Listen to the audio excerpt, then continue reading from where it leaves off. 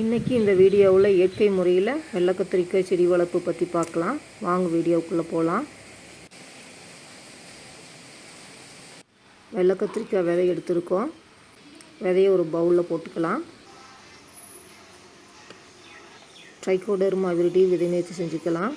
Trichoderma viride 1 gram போட்டுக்கலாம்.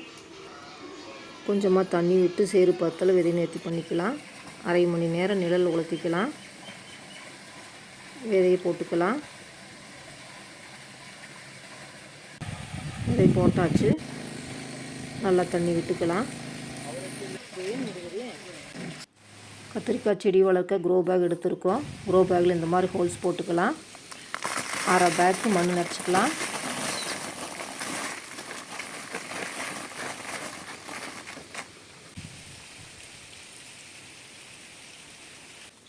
மண் கலவை தயார் செய்கிறதுக்கு 1 கிலோ மண்புழு உரம் எடுத்துருக்கோம்.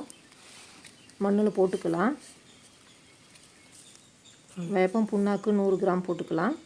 இது மண்ணில் இருக்கிற பூச்சிகள் நூற்புழுக்களை கட்டுப்படுத்துது. வேப்பம் புண்ணாக்கு ஒரு நல்ல உரமாக செயல்படுது.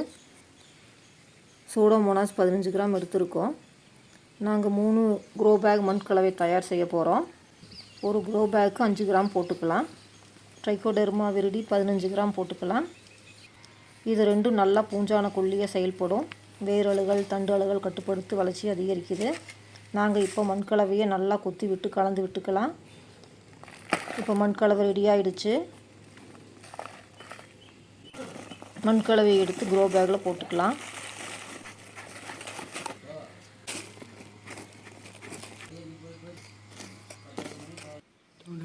முதல்லையே விதை போட்ட கத்திரி நாற்று இப்போ வளர்ந்துருக்கு. 22 நாள் ஆகுது. நாற்றுக்களை இந்த மாதிரி ஸ்பூனால் வேர் கட்டாகாமல் கவனமாக தோண்டி எடுத்துக்குவாங்க. 3 கத்திரிக்காய் நாற்று தோண்டி எடுத்தாச்சு. வாங்க க்ரோ பேக்கில் கத்திரி நாற்று நட்டுக்கலாம். மண்ணோடு அப்படியே வச்சு நட்டுக்கலாம்.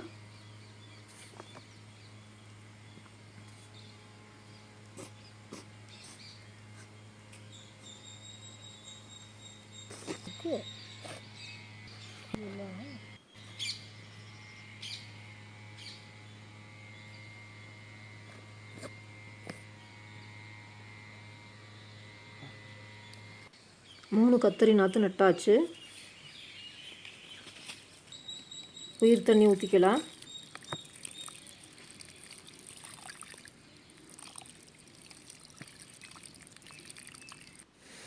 இதோட கத்திரி செடி நட்டு 15 நாள் ஆகுது. செடி அழகாக ஓரளவு பெருசாக இருக்குது பாருங்கள்.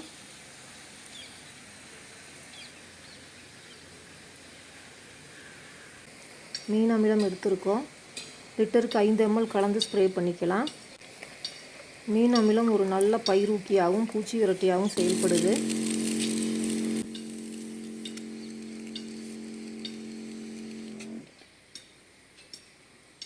வேர் பகுதியில் ஊற்றிக்கலாம்.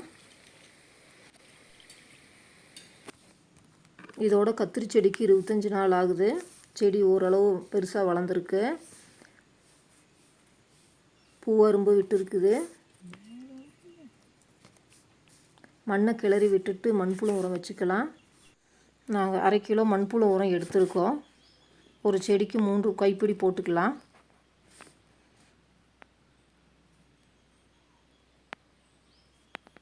நல்லா தண்ணி ஊற்றிக்கலாம்.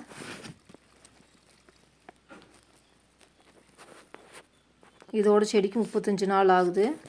பாருங்கள், செடி நல்லா வளர்ந்துருக்கு. கத்திரி செடி வெள்ளை கலரில் அழகாக பூ பூத்துருக்கு. நிறைய பூ மொட்டுக்கள் விட்டுருக்கு.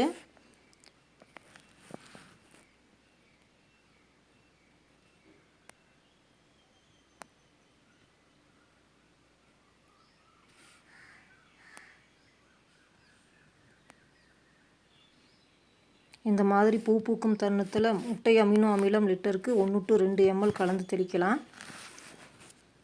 முட்டை அமிலம் செய்கிறது எப்படின்னு வீடியோ போட்டிருக்கோம், லிங்க் கொடுத்துருக்கோம். வாங்க ஸ்ப்ரே பண்ணிக்கலாம். இதை ஸ்ப்ரே பண்ணுறதுனால பூதிருவதை தடுத்து அதிக மகசூல் பெற உதவும். இது ஒரு பூச்சி விரட்டியாகவும் செயல்படும். இதோட கத்திரி செடிக்கு 42 நாள் ஆகுது. கத்திரி செடி புஞ்சு விட ஆரம்பிச்சிருக்கு பாருங்கள். கத்திரி செடி நிறைய பூக்கள் விட்டுருக்கு. கடலை புண்ணாக்கு 100 கிராம் எடுத்துருக்கோம். பக்கெட்டில் போட்டு தண்ணி ஊற்றிக்கலாம்.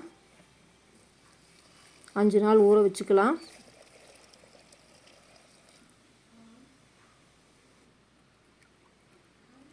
இதோட 5 நாள் ஆகுது. நல்லா கலந்து விட்டுட்டு வடிகட்டிக்கலாம். மண்ணை இந்த மாதிரி லூஸ் பண்ணி விட்டுட்டு கடலை புண்ணாக்கு கரைசலை ஊற்றிக்கலாம்.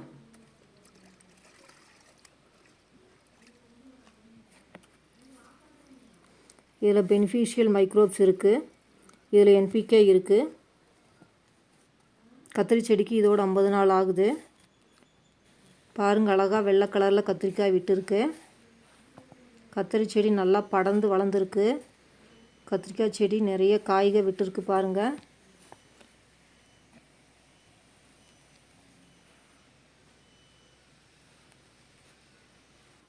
கத்திரிக்காய் பிஞ்சில் கால்சியம் பற்றாக்குறை இருக்குது.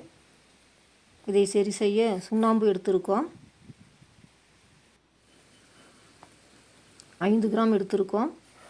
இதை கொஞ்சம் தண்ணியில் நல்லா கரைச்சி எடுத்துக்கலாம். கரைச்சி வச்ச சுண்ணாம்பு 4 லிட்டர் தண்ணியில் ஊற்றி நல்லா கலந்து விட்டுக்கலாம். கத்திரி செடி வேர் பகுதியில் ஊற்றிக்கலாம். இது கால்சியம் குறைபாட்டை நிவர்த்தி செய்யும்.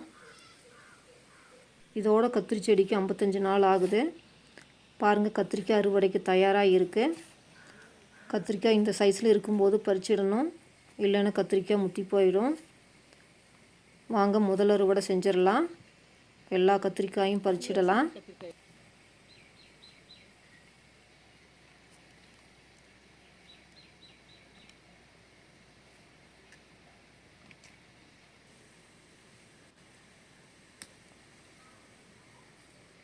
இன்றைக்கி ஒரு 6 கத்திரிக்காய் கிடச்சிருக்கு. காய் அறுவடை செஞ்சதுக்கப்புறம் அடுத்த காய்கள் ஊறுறதுக்கு பொட்டாசியம் சத்து தேவைப்படும். அதனால் அடுப்பு சாம்பல் நிறைய பொட்டாசியம் இருக்குது. 2 கைப்பிடி சாம்பலை வேறு பகுதியில் போட்டுக்கலாம். நல்லா கிளறி விட்டுக்கலாம். தண்ணி ஊற்றிக்கலாம், ஏன்னா சாம்பல் சூடு.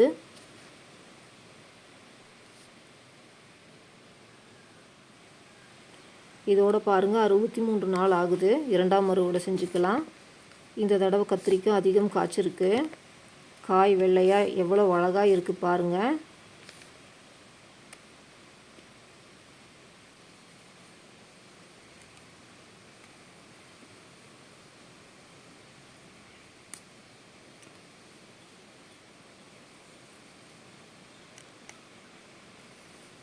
ஒரு 9 காய் கிடச்சிருக்கு. வாங்க இப்போ 3ஆம் அறுவடை செஞ்சுக்கலாம். இதோட 70 நாள் ஆகுது. பாருங்கள், செடியில் கோழி முட்டை காய்ச்சி தொங்குற மாதிரி இருக்குது. வாங்க எல்லா கத்திரிக்காயும் பறிச்சிடலாம்.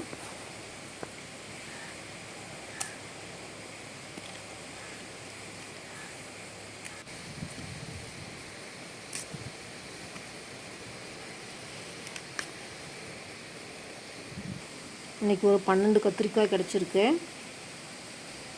தேங்க்ஸ் ஃபார் வாட்சிங்.